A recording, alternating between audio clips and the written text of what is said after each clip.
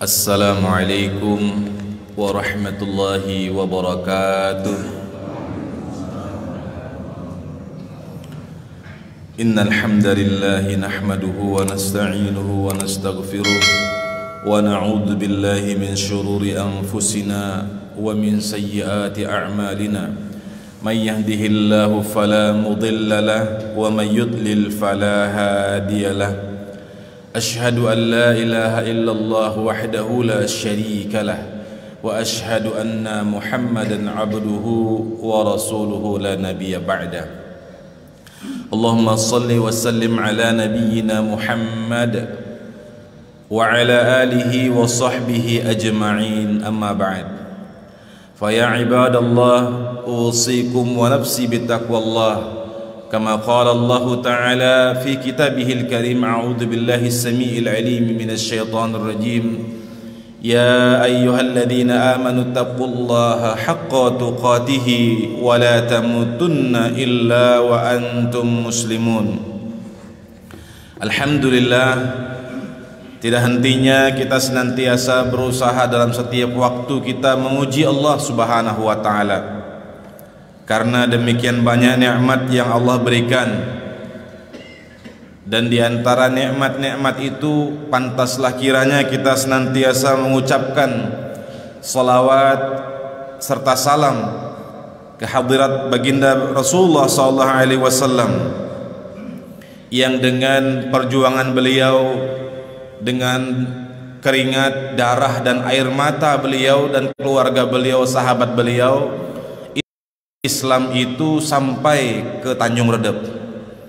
Islam itu sampai ke Masjid Al-Ijtihad ini, dan Islam itu masuk ke dalam relung sanubariah kita. Kita bayangkan kalau seandainya Nabi Muhammad SAW tidak mau berjuang. Kita bayangkan kalau seandainya Allah tidak utus Nabi kita Muhammad SAW, jadi apa kita kira-kira? Mungkin kita masih di tengah-tengah hutan sana, ada pohon, datangin, baru kemudian menyembah pohon. Iya kan Pak? Kalau seandainya tidak seperti itu, kita mungkin nggak berkumpul di Masjid Al-Ijtihad ini. Kita berkumpulnya di tepi Sungai Segah kah mungkin, sambil melarung sesajen. Jadi betapa luar biasanya salah satu di antara nikmat yang Allah berikan itu, kita bisa menyembah zat yang betul-betul berhak untuk disembah. Inilah yang kemudian menjadi selalu ada dalam hati kita, supaya kita senantiasa merasa bersyukur. Kita diizinkan oleh Allah Subhanahu wa Ta'ala untuk menjadi umatnya Nabi Muhammad SAW. Kalau tidak, pasti keadaan kita pada saat ini tersesat. May yahdihillah fala mudhillalah. Barang siapa yang diberikan hidayah oleh Allah Subhanahu wa Ta'ala, fala mudhillalah, tidak ada yang bisa menyesatkannya. Wa may yudlil, barang siapa yang disesatkan oleh Allah Subhanahu wa Ta'ala, fala hadiyalah, falan tajidalahu waliyyan mursyida. Tidak ada yang bisa memberikan hidayah. Ada ibu-ibu yang bawa apa, yang istrinya namanya Pak Hidayah, Ibu Hidayah? Enggak ada ya. Itu kalau menikah Ibu Hidayah dengan Pak Taufik, cocok itu sudah Pak. Karena setiap kali pengajian biasanya selalu disebut wabillahi taufik wal hidayah. Wassalamualaikum. Belum selesai. Jadi taufik dan hidayah itu selalu berpasangan dia. Nah ini, kecuali kalau pas main bulu tangkis beda-beda dia Pak. Taufik hidayah langsung jadi satu orang pokoknya. Bapak-bapak, ibu-ibu jamaah rahimakumullah, kalau kita melihat bagaimana dulu baginda Rasul SAW dibangkitkan, diutus oleh Allah Subhanahu wa Ta'ala, maka kemudian kita terfikir tentang kenapa baginda Rasul dulu diutus di Jazirah Arab? Ada yang bisa jawab Pak kira-kira Pak? Siapa yang bisa jawab? Kenapa Jazirah Arab dipilih sebagai tempat diutusnya baginda Rasul sallallahu alaihi wasallam? Hadiahnya umroh, biaya sendiri. Kenapa Pak kira-kira? Ada yang berani angkat tangan? Ada pendapat? Halo? Boleh Pak, bebas nih. Apa rahasianya? Ustaz, kalau di zaman Nabi itu kelakuannya luar biasa sehingga disebut dengan zaman jahiliyah. Kalau seandainya di sana itu bukan zaman jahiliyah waktu itu, mungkin Islam itu diturunkan di mana kira-kira Pak? Di Kabupaten Berau. Misalnya ini kan, karena kita berpikirnya Islam itu mayoritas di Indonesia. Kenapa nggak di Indonesia aja Nabi Muhammad? Enak kita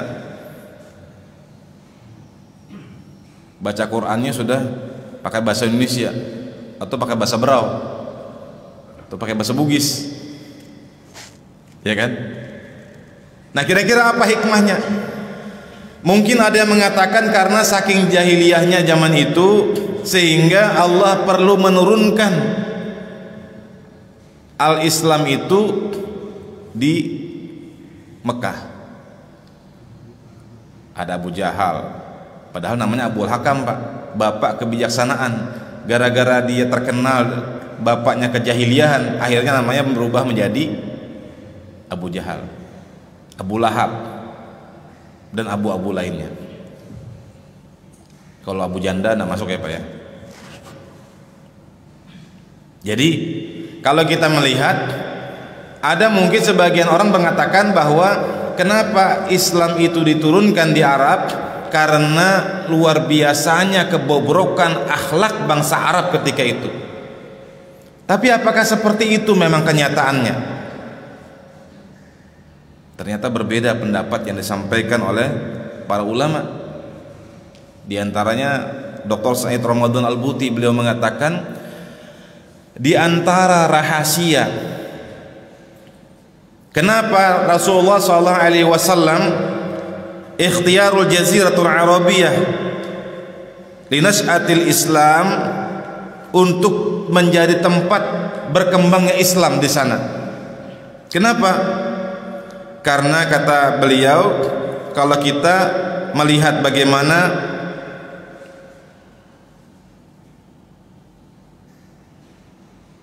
fiha wakhtarahullahu minha, bagaimana Allah memilih Jazirah Arab ini. Yang pertama kata beliau al-hikmah al-ilahiyah, tentang hikmah ilahiyah. Kenapa bangsa Arab atau Jazirah Arab tepatnya itu dipilih oleh Allah Subhanahu wa taala?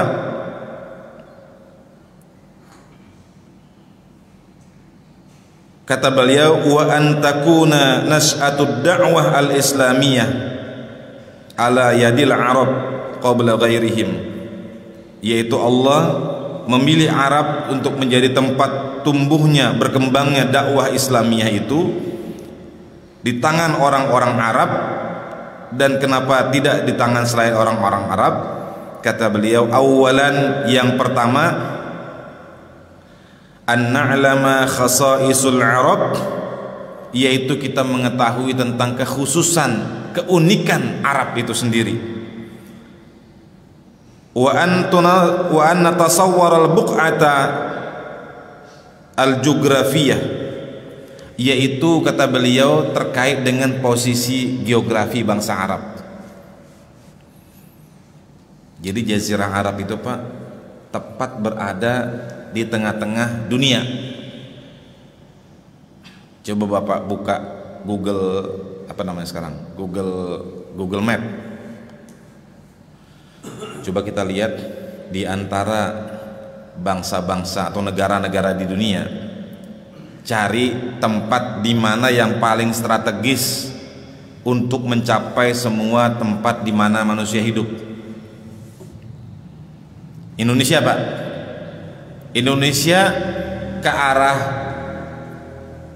baratnya sudah Samudra Hindia, ke arah timurnya Samudra Pasifik. Nah, ada orang mana-mana sana, Pak. Ikan hiu aja ada, hiu paus.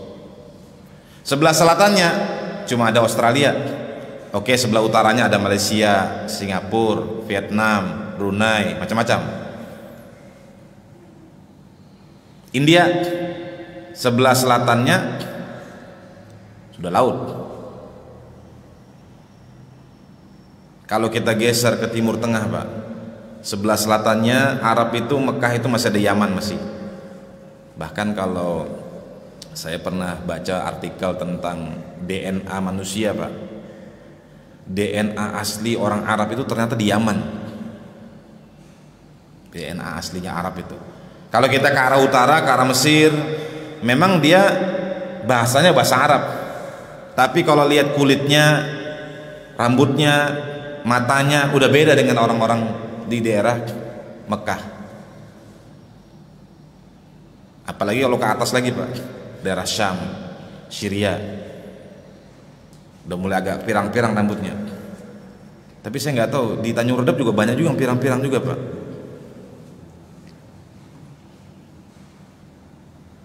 Jadi kalau kita lihat persebaran manusia, makin ke atas itu makin agak pirang rambutnya, Pak. Sampai nanti ke arah kutub utara, sampai alisnya juga pirang juga, Pak. Nah, ini bedanya kalau di sini saya lihat alisnya masih hitam, belum pirang dia alisnya.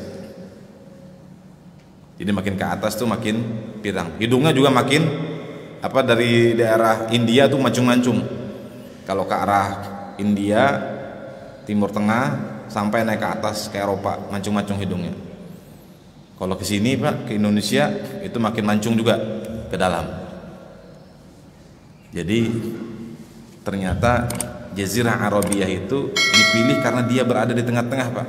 Sehingga kalau menyebarkannya di zaman itu, mau ke utara nyambung, mau ke selatan nyambung, mau ke timur bisa. Baginda Rasulullah SAW ketika ada sempat waktu beliau dalam perjanjian Hudaybiyah, yang perjanjian ini dianggap oleh sebagian sahabat merugikan Islam, sampai Ali bin Abi Thalib disuruh menghapus tulisan Muhammad Rasulullah, nggak mau menghapus. Akhirnya Rasulullah sendiri yang menghapus tulisan Muhammad Rasulullah, diganti Muhammad bin Abdullah. Kira-kira kalau Rasulullah buta huruf, Pak, bisa enggak Rasulullah menghapus sendiri? Jadi kemudian kita melihat bahwa kesempatan yang diberikan oleh Allah Subhanahu wa taala dalam perjanjian Hudaybiyah itu, Rasulullah berkirim surat ke Cina, Rasulullah berkirim surat ke Persia, Rasulullah berkirim surat Romawi, Yaman. Jadi hampir seluruh penjuru ini. Kalau Afrika sudah sebelumnya lagi Rasulullah dakwahi. Jadi bisa nyebar kemana-mana dengan mudah, Pak, Islam itu, Pak. Jadi disitulah kadang-kadang saya merasakan, Pak, betapa kompleksnya, betapa rumitnya perencanaan yang dibuat oleh Allah Subhanahu wa taala. Jadi memang semua tuh by design semua, Pak. Sampai Islam itu diturunkan di Arab, diturunkan di Mekah, Rasulullah itu diutus di Mekah pun secara geografi dipikirkan, kalau bahasa manusia ini ya, disetting oleh Allah Subhanahu wa taala.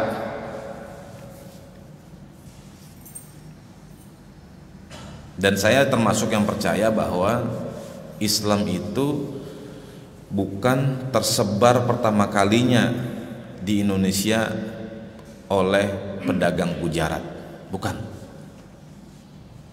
Sebagian ahli sejarah menyatakan bahwa Islam itu sudah masuk sejak zamannya sahabat Utsman bin Affan, ketika beliau mengembangkan angkatan laut pertama umat Islam. Kata Miqdad bin Aswad, "Ya Rasulullah, kalau sekiranya engkau perintahkan kami menyeberang lautan ini, niscaya akan kami seberangi untuk menyebarkan dakwah Islam ini." Ini sahabat Nabi Pak, semangatnya luar biasa. Padahal sahabat Nabi itu mayoritas tidak bisa berenang. Kenapa? Karena nggak ada kolam renang zaman itu. Nah, dia jauh dari lautan. Tapi saking semangatnya itu, kata mereka, kalau seandainya disuruh menyeberang lautan pasti akan kami seberangi. Jadi luar biasa posisi geografi ini Pak. Ini yang membuat Islam itu mudah tersebar. Cari kita dalam sejarah Pak, apakah ada agama yang paling cepat penyebarannya kecuali agama Islam? Agama Kristen itu menyebar juga luas Pak, tapi tidak secepat dan seluas agama Islam. Kenapa? Karena pusatnya penyebarannya salah satunya adalah di Timur Tengah. Ya Nabi Isa juga, kalau kita merunut ke sejarahnya ya, Yesus juga kan di situ juga. Para nabi-nabi juga banyak dilahirkan di Timur Tengah.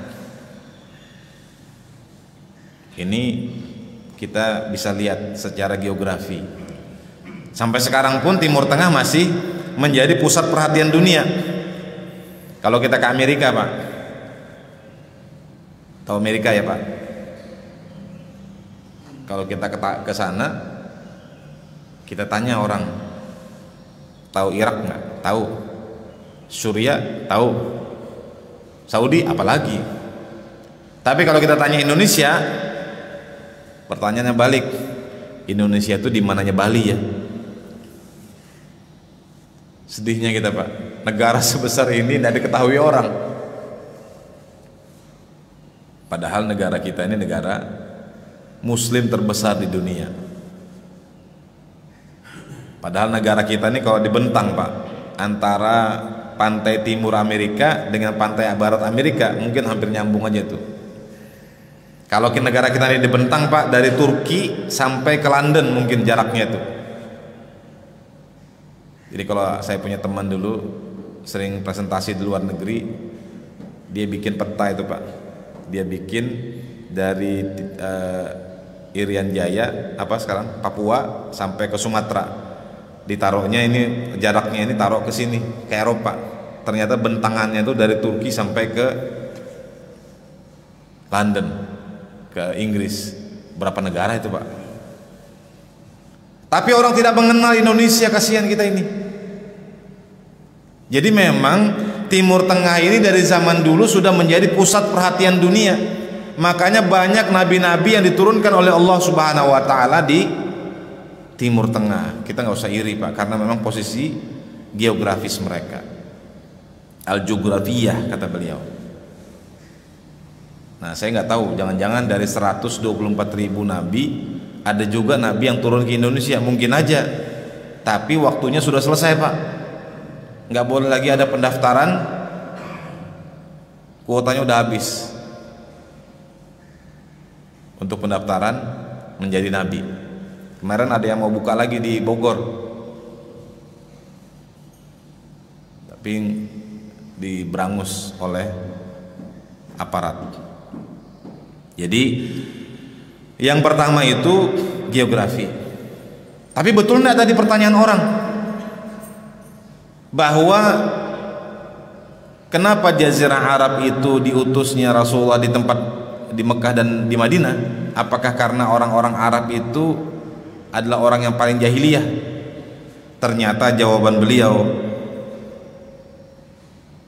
yang kedua,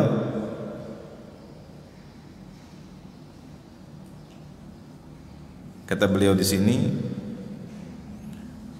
bahwa kebobrokan bangsa-bangsa pada saat itu lebih parah daripada bangsa Arab. Ada beberapa negara besar waktu itu Pak. Ini kita sebelum membahas tentang kelahiran Nabi, kita bahas dulu nih Sirah Nabawiyah ini Harus kita tahu dulu latar belakangnya dulu. Kalau orang Arab, kalau orang Barat itu Pak, biasa menanamkan kepada anak-anaknya itu pertanyaan di otak mereka, why?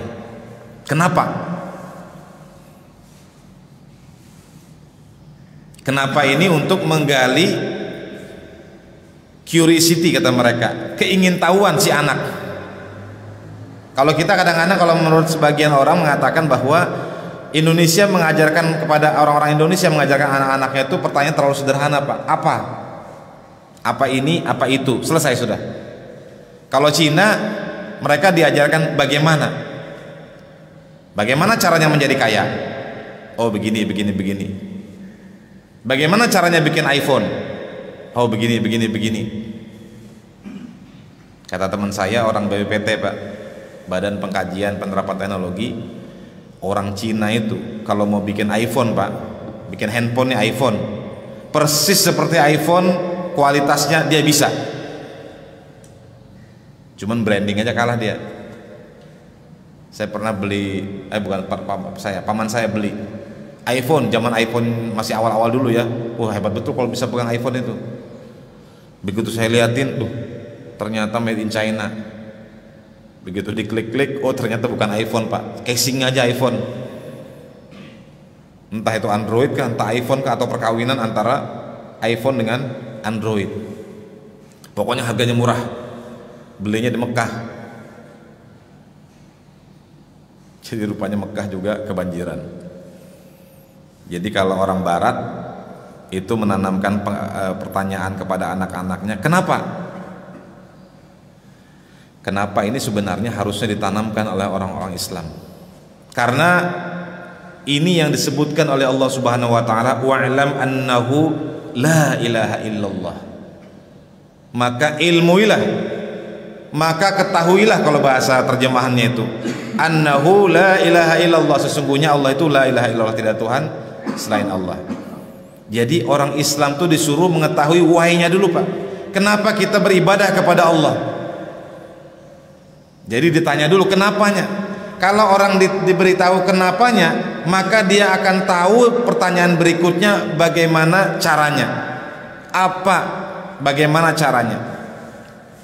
Jadi kalau saya menafsirkan, memahaminya itu Pak, pertanyaan paling sederhana ini apa? Kamu kalau besar mau jadi apa? Jadi pilot. Jadi apa lagi? Dokter. Jadi polisi, macam-macam. Apa saja. Tidak bagaimana caranya. Sudah selesai pertanyaannya, ya kan Pak? Bapak dulu waktu kecil sering nggak ditanyain, kamu besar jadi apa? Ya Pak, betul kan? Cita-citanya mau jadi apa? Jadi apa? Tidak ditanya ada pertanyaan berikutnya, bagaimana cara kamu mencapai apa itu? Dan yang lebih penting adalah kenapa kamu mau menjadi apa itu? Padahal Islam mengajarkan wa'lam annahu la ilaha illallah.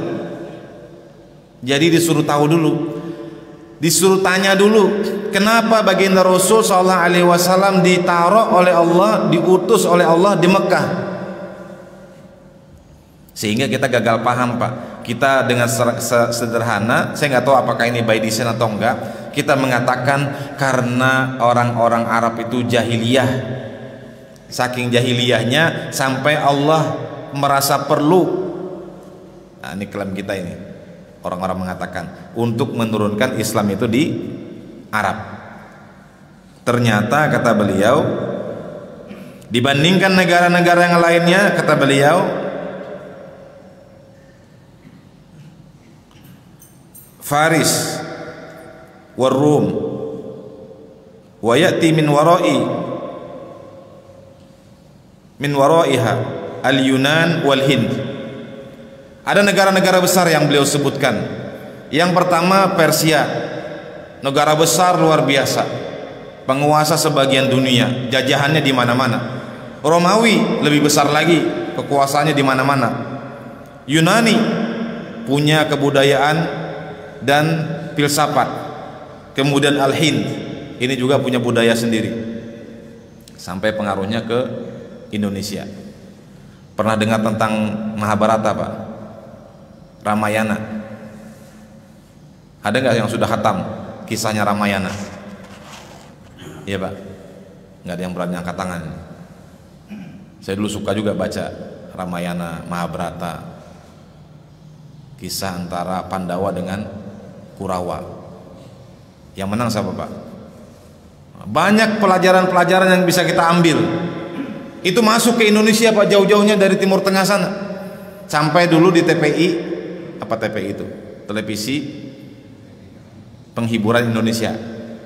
Karena banyak hiburannya daripada, nah, tapi itu betul namanya TPI, Televisi Pendidikan Indonesia, walaupun banyak hiburannya. Nah di situ kita melihat bagaimana pengaruh negara-negara besar tadi Pak.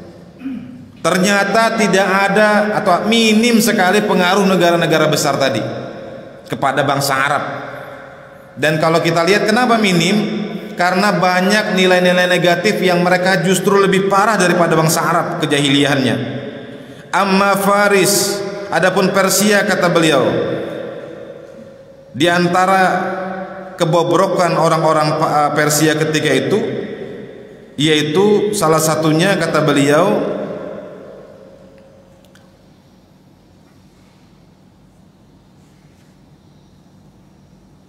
di antaranya bahwa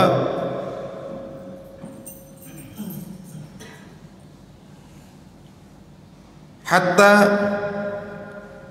inna Yazdajrat Ats-Tsani, Raja Yazdajrat yang kedua, allati hakama fi awsatil qurun al-khamis al-miladi, yang dia hidup di zaman tahun 500-an Masehi. Jadi hampir sebelum zaman Rasulullah, hampir sejaman dengan Rasulullah tapi sebelumnya.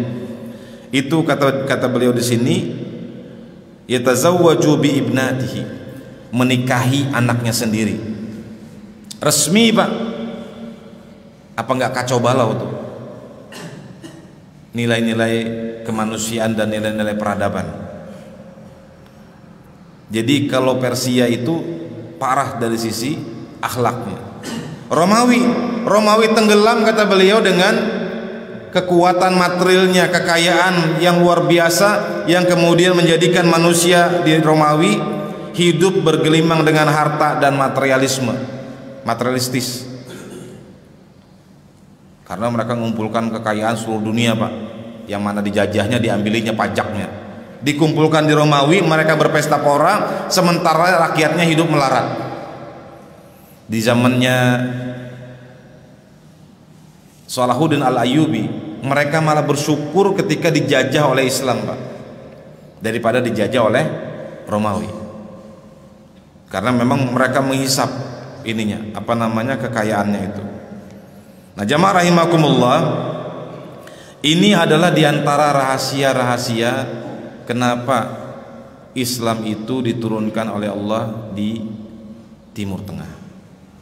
Nah ini penting bagi kita untuk memahami latar belakangnya dulu sebelum kita masuk kepada bagaimana Rasulullah dilahirkan, masa kecil beliau, remaja beliau, menikah, berdakwah, sampai kemudian berjihad, dan kemudian beliau syahid, meninggal dunia.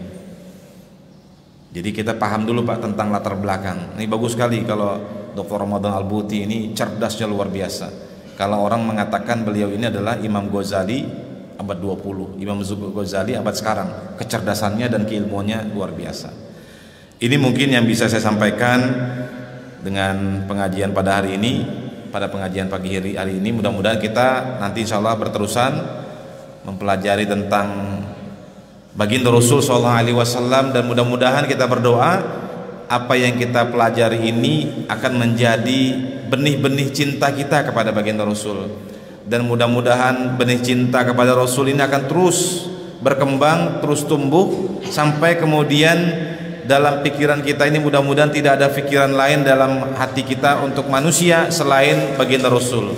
Kita mau makan ingat Rasul, kita mau minum ingat Rasul, kita mau berjalan ingat Rasul, dan kita meniatkan segala perbuatan kita dengan niatan sebagaimana niatnya baginda Rasulullah SAW, kama nawa Rasulullah SAW, sehingga semuanya kita membersamai Rasul dalam setiap keadaan kehidupan kita, sebagaimana perintah Allah Subhanahu wa taala untuk kita senantiasa meneladani baginda Rasul sallallahu alaihi wasallam. Dan mudah-mudahan kita dimatikan dalam keadaan husnul khatimah, sehingga kemudian kita dipertemukan mendapatkan syafaat dengan baginda Rasul sallallahu alaihi wasallam. Subhanakallahumma bihamdika asyhadu an la ilaha illa anta nastaghfiruka wa natubu ilaik. Assalamualaikum warahmatullahi wabarakatuh.